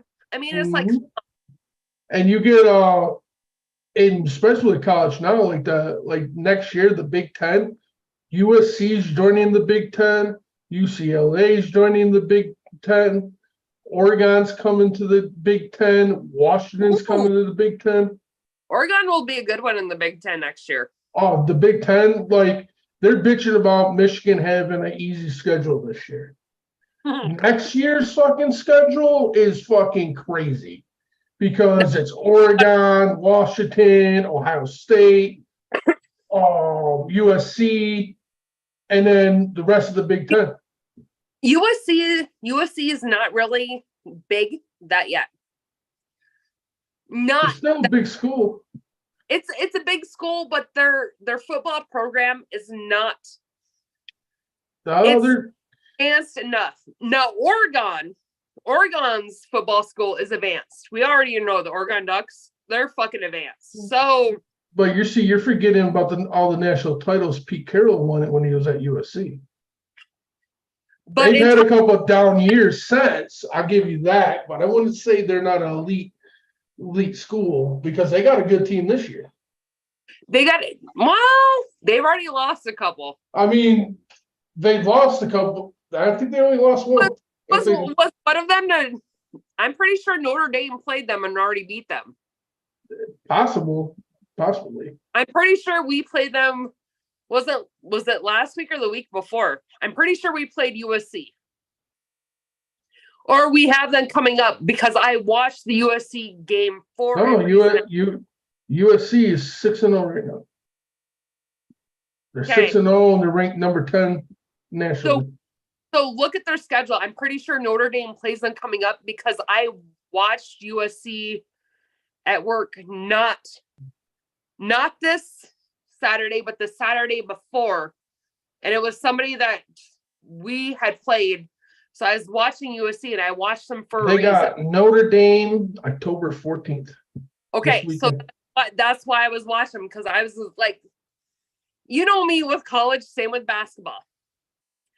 Same with football. I always watch our opponents coming up. I may be a female and I may not know all the facts and stats, and we're going to run a 2-3 defense or this, but I always watch to see how good their offense plays, how good their defense plays. You know me. So I was going to say, there was a reason I was watching USC, but USC almost lost that game. Is it just me or is this fucking football schedule fucking crazy this year? It's went by too fast. This is Michigan's remaining games already. We got Indiana next week, Michigan State next week, Purdue the week after. Then we got Penn State, Maryland, Ohio State. And then the season's over. 1, 2, 3, 4. We have 6 fucking games left already. But the only one that you, out of all that, would be the one that I think that would give you guys a challenge would be Purdue. Because you said you had Maryland and who else out of the last 6? Out of the last 6, we got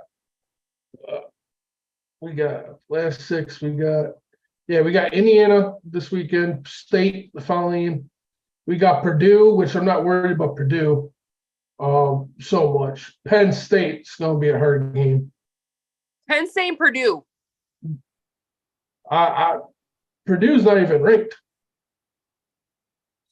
They could, well, that's true. I guess they're ranked for basketball now. They're slowly, and you have to admit though, Purdue over the last few years have started bringing up their basketball and their football. Yeah. It's about time Purdue started doing something, because I'm starting to get sick of these like Rutgers and Maryland. Like I'm really glad to see Maryland for the last couple of years really step it up in big games and all that. But it's like, dude, why did we add these 2 schools that are just like Indiana and Purdue? Because to me, like, other than last year, Indiana was pretty good. But even Illinois, it's like either they're good or they suck. There's no in between. They're good or they suck. There is no in between with them. Penn State has always been a give or a take. And everybody knows me for college football. I have one main team. That is always Notre Dame. But I do cheer for a second team.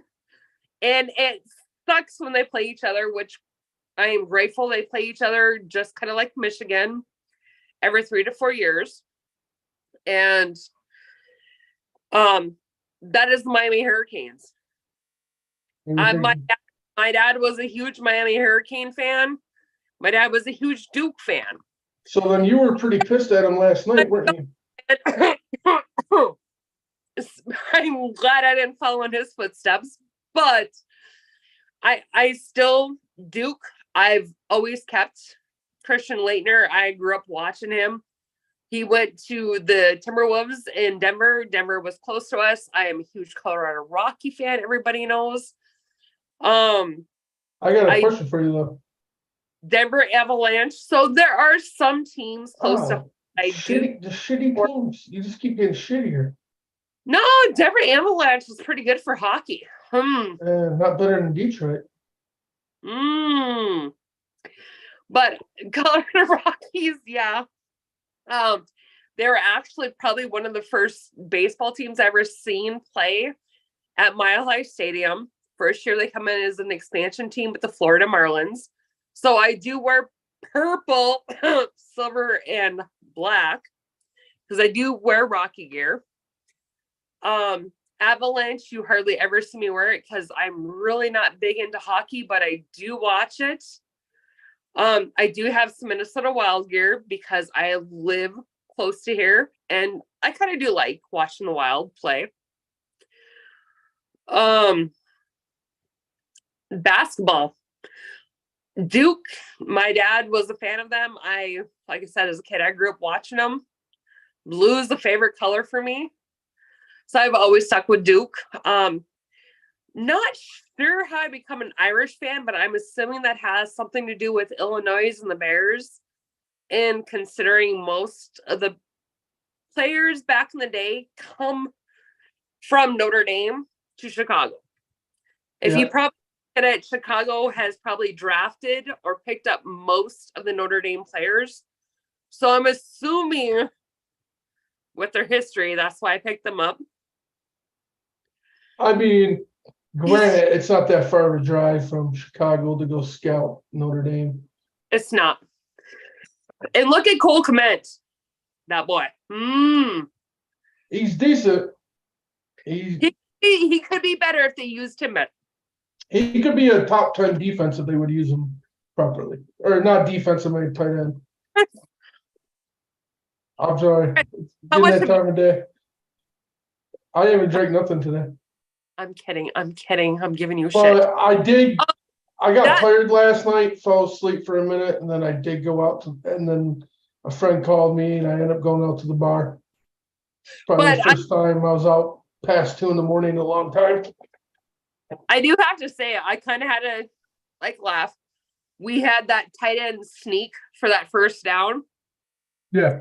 And even if you watched it, even the producers on TV got it wrong. Oh, there's Tunyon in for the sneak. And I'm like, fucking Tunyon. I'm like, that's fucking Cole Kmet. What the? When Cole Kmet went in and took that snap to get it, and I'm like, holy shit, even you producers can't even get their names right. So I don't feel bad anymore when I make little fuck ups on the show and misproduce someone's name or say something wrong. Because even today, there's a couple of producers who are like, oh yeah, so-and-so. And I'm like, dude, that wasn't who caught the ball, and I'm fucking not even a fan of that team. Do you guys have Tunyon? Comical shit. Do you guys have a Tunyon on the Bears right now? We do. Robert Tunyon is our backup tight end, Cole Kmet. He's our second. Okay. So I was going to say. Yeah. I thought you guys had him. Here. Because I know he left Green Bay, and I was trying to think, I'm like, who the fuck has... Yep, we got Robert Tunyon is the backup to Cole Kmet right now. But when, like I said, it's clearly on the thing, and I kind of had a giggle. I posted the thing. It was a meme. Because, of course, when I was watching Thursday night, I was throwing darts, all that good stuff, watching the game, up loud, paying attention. But, when they weren't snapping a play, I was throwing my shit. And this thing come up on there with Geske and a guy with a blue t-shirt holding a phone, and it's a Washington phone. And I'm like, cute meme, right? I come home from work the other night and I have the NFL Plus. I pay extra, like $20 some, whatever, extra, so I can replay the games, watch it when I'm home from work if I miss something, whatnot. Holy shit! It wasn't a meme. There was seriously a guy that was holding a Washington Commanders phone, texting behind Geske on the freaking sidelines when the Bears were up 17-3. I was like, holy fuck, I guess that wasn't a meme. So not everything you see on Facebook is a meme, but 95% of the shit I post, 99.9, I say, shit I post on my Facebook is usually a meme, because that's just me. Yeah. But did you see that? Oh, no, I did not see that. I was like, holy fuck. I did not see that at all. Supposed to have cell phones and stuff down on the sidelines during gameplay. A player was doing it? Well, this Geske was calling plays, and whoever this person was close enough, the cameras got him, his Washington Commander phone, a blue NFL shirt, and a little badge on during the gameplay on Thursday night. I didn't think you were supposed to have cell phones down there. I mean, the players are not allowed to, but now they could have been communicating with people from in the press box. If you think about it, if you But had time to text somebody something, you know what I mean? But if And he's you- Washington Commander phone, a blue NFL shirt, he shouldn't be communicating with the press box. no, what behind- I mean, what I'm meaning is he was probably communicating with the other NFL workers, working the clock, replay possibly, and that, etc. Because, like, for instance, when like the Lions come and play Soldier Field, the headsets and everything the coaches use to talk to the players and stuff, that's actually all the Bears that headsets. Like Chicago owns those PA systems and everything the Lions coaches are using. The Lions don't bring their own stuff here with them. That it's belongs to every stadium has it. That's why there's always been like a thing, like a few I've heard players and broadcasts talk about playing New England and them saying like their the coaches' headsets connected to their helmets magically just quit working. And they were having technical difficulties, and they tried to say, well, we think the Patriots have something where they fuck with the radios between teams. I don't know. I don't think it's true, but you know. Didn't he get in some trouble with some shit with Tom Brady? Well, they claim that he was deflating balls so he can grip them better, but I don't really buy that because the Colts got caught with like 3 balls of their own that didn't have the right amount of air in it, but Tom Brady and New England were the only ones punished. Full Tom Brady deflation shit that this happened with the Dolphins last year or something? No, that happened. That happened when not 18. I want to say back in 17, 16, possibly. It would have been the year of the Super Bowl. Yeah, they won the Super Bowl because they originally suspended Tom Brady for 4 games. Tom Brady. Yeah, because what happened was the original year when they brought it up against the Colts in the year prior, they suspended Brady for 4 games or 6 games, something like that. Then it went to, and Tom Brady went to court and fought the NFL on it, and actually won the case in court.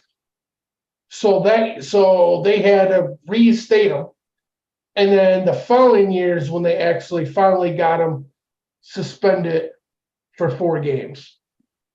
And then that's when Jimmy G played those 4 games, played really good, and then at trade deadline he got traded to San Francisco. But okay, but I thought I read something about Miami got fined. Something with the Tom Brady game. I think Miami got in trouble last year because they got caught tempering with Brady when he first retired. When he first retired, supposedly the owner and contacted Brady and was trying to convince him to come out of retirement and to get traded to Miami and go play with those guys. And Brady told him no, and they came out of retirement, played for the Bucks, and somehow somebody leaked it. It got leaked. NFL found about it, did an investigation, and found out it was completely true. And because the Buccaneers still own Brady's rights because he was under contract when he retired for another year with the Bucks. So they own the rights to Tom Brady. So that made it illegal for Miami to talk to Brady about playing for them. But here's the thing too. You could technically, and this is what makes no sense, is why didn't the Rams get punished? Because it came out McVay and Stafford in the offseason where both this happened to be in vacation in Mexico with their wives and magically went out to dinner. And then magically, when he gets back to Detroit from vacation, he asks for a trade and he goes to the Rams. So to me, that's illegal fucking tampering as well. They shouldn't have been at dinner because you know damn well they were talking about getting a fucking trade and talking about the details. So to me, that's the problem with the NFL. They punish who they want, and then they don't punish who they shouldn't. I mean, to me is like I still go back to the Tom Brady been suspended over the Deflategate. They found 3 balls that didn't have the right amount of air with the Colts. So why didn't the Colts get in trouble? Why did Andrew Luck get suspended? Why was it just Brady? And then when Brady beat the case in court, they literally went back off to it again and fucking got him on some other shit to make sure he served the 4 game. Got him on the same shit, but circled back and did it another way. Where Brady at that point was like, you know, fuck it, I'm not going to waste no more time to go to court. I'll just take your 4-game suspension. You know, it's just the NFL right now is. It's all about, to me, it's about money. Same page, and it's getting stupid. As a fan, I love my team. I will always stand by Chicago. Everybody. I had a Packer fan who made a comment on, I believe it was one of my posts, and I said, I don't fucking remember what I said. I said something along the lines, well, they're fucking kicking ass in prime time right now, or some shit like that. And he got pissed and went and tagged me in a post and said, fucking Bear fan over here, who's 0-4 or whatever, 1 and whatever. I posted on my Facebook. And he's crying. He's crying to these fucking Packer fans. And I'm like going, so what? You've won 2 games? We won 1.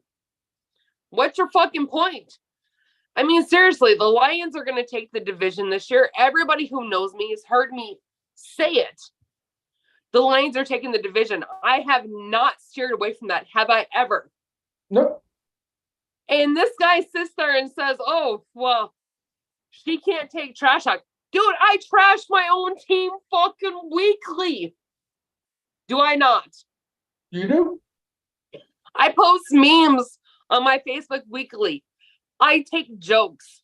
I don't know if this guy doesn't understand. I come from the NFL trash talk groups where in COVID, we were a bunch of fucking drunks, idiots. We didn't work. We sat at home. We drank beer all day. We got on Zooms. We yelled at one another. Did we not? Yeah. So apparently I butthurt a Packer fan this week. So sorry I butthurt you. Oh, they're already butthurt. He blocked They've been me. butthurt. Packer fans have been literally posting about the Lions going to lose to Carolina, talking smack all week on the Lions in Carolina. Not even talking their own team in a lot of those groups. Mm-hmm. I'm not active in a lot of trash talk groups, like in the comments anymore. I'd rather talk real football. That's why I started these broadcast. That's why I started my broadcast in these sport pages, because I'd rather talk about real shit instead of sitting there talk shit all the time, because that gets old. And we normally don't talk shit. We actually talk sports. We talk good shit in here. We talk informative stuff. We do bring up college football because college does have something to do with the NFL. And I just have to laugh. You know, I'm over here laughing when you see me post the stuff on my Facebook and I call someone out. And I got blocked by a Packer fan because I butthurt him. But several Packer fans were laughing. They're like, dude, she's been trashing her own team this whole year. Watch her shows, watch her lives. She speaks the truth. I will congratulate my team when they do good. Same as you do. You just got to remember, Packer fans, they've never been here before. No, they've never been at the bottom. They don't understand it. And this year they're crying. But if you've ever watched me through Bears the Mike fans, through CCP, I trash my team when my trash needs it. I will raise my team up when my team needs it. I give credit where credit is due. and I will sit there. I'm a woman. I give a woman's point of view. We all know I don't give a shit about the 2-3 defense, who did this, who did that. The Bigs missed coverage, I'm going to fucking call you out. Fields overthrew a player, I'm going to call him out. Held onto the ball, got sacked for a loss. Throw that shit away. And he actually threw it away last week. And like you heard me this week, congratulations to the Bears offense. You guys are playing like a true NFL team. It only took us 5 games to get it done. Just Holy saying. shit. George Kittle is alive. Where? He's alive. He's put up 18 points so far. Holy shit, he's on my fucking fantasy team. I'm assuming he got 2 touchdowns. Hold on. I don't have the game on. I have the dartboard is connected and hold on. See? When we do these lives, we go over our time for football. Always. Crazy. Where you at? With me? Oh shit, there's a commercial on. Yeah, I'm assuming he got to have the first 2 touchdowns because. And if anybody doesn't know this, George Kittle is a huge Chicago Bears fan. Is he really? Yes, he is. Oh yeah, because he grew up there. Yeah, he got 2 receptions for 57 yards, 2 receiving touchdowns, and 3 targets. That's why I said if anybody doesn't know it, George Kittle is a huge Chicago Bears fan. And that 1 year that helped the Bears make it to the playoffs, and the 49ers were the team that needed to win. He come back from an injury to play that game, and he won it. And he even said, bear down on his press conference. He was happy to help the Bears make it into the playoffs. I forgot. See, I forgot Kittle grew up as a Bear fan. See, you just gotta watch more about your players. Hey, I only looked in fantasy. I never really looked too much into him. Well, like I said, I do watch because I do play fantasy. I do watch other teams. And the Bears, of course. And we all know I watch the NFC North games. So technically, I do watch 4 games a week. Sometimes it's only 2 or 3. Depending if it's a war week. Obviously, next week, me and Chesterton are going to have a war week going on with Jeff Greenlee and a bunch of the schoolboys. Oh yeah, because you're going to the game next week, correct? No, they're going to Minnesota plays in Chicago this week. Okay, I go to US Bank for Monday night, the Monday night after Thanksgiving. I will be at US Bank. I don't know, it's starting to become a ritual with me going down to US Bank when we play down there. Okay. I'm pulling the game now. All right.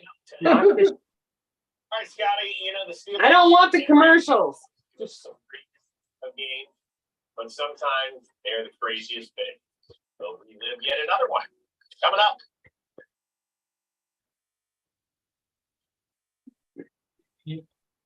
This Sunday night game looks like it could be a good one. Or Dallas is going to shit the bed. One of the two. NFL Plus doesn't like me right now. But well, since this one is probably going to be a good one, I don't know about you, but we will continue to chat next Sunday. Sounds good to me.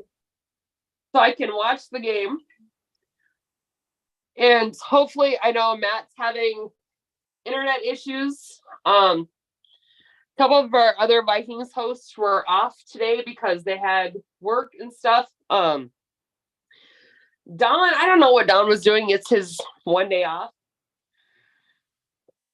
And I know we switched the time because it works better for us to do it later in the evening. And surprisingly, I wasn't drunk again.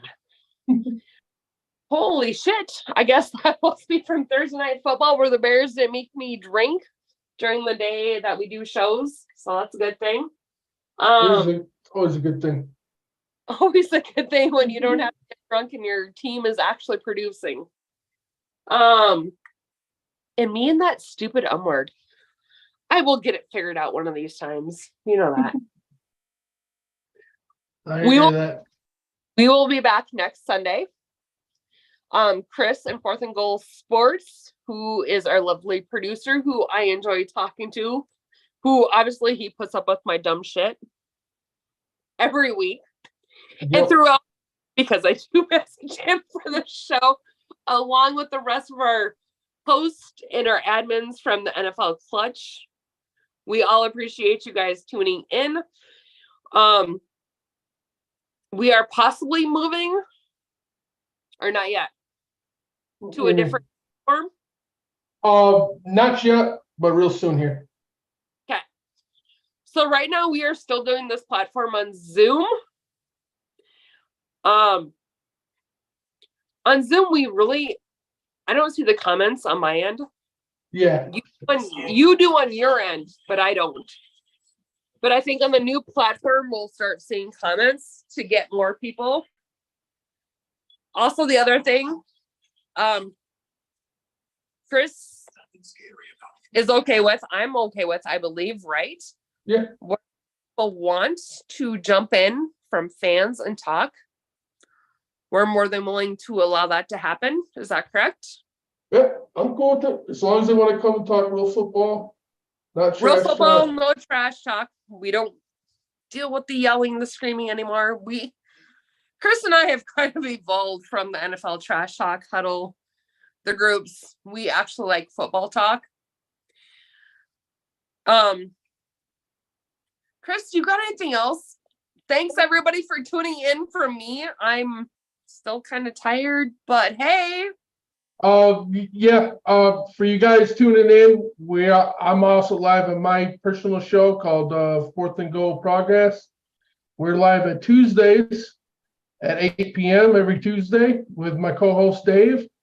We break down the whole weeks, look in the next week, talk all NFL news from this weekend. So if you haven't, go to Fourth and Goal Sports and hit like and follow, and you'll get the notification every time we're live on Tuesdays and Sundays. I post banners up to remind you what time the show will start. I keep you updated because when we're doing Sunday shows, we try to wait till all the afternoon games. Like today, we were supposed to start at 7, but KC Minnesota game ran a little later. So we waited till the game finished up and then we kicked it off live. So if you haven't done that, go like that page and you can stay tuned and you can see the schedule for the whole week and you'll know when we're live. I also do my best to keep the page updated on any news that happens on days that we're not live. But other than that, we'll see you guys next Sunday and Tuesday. Thanks for tuning in, guys. All right, have a good one, Brooke.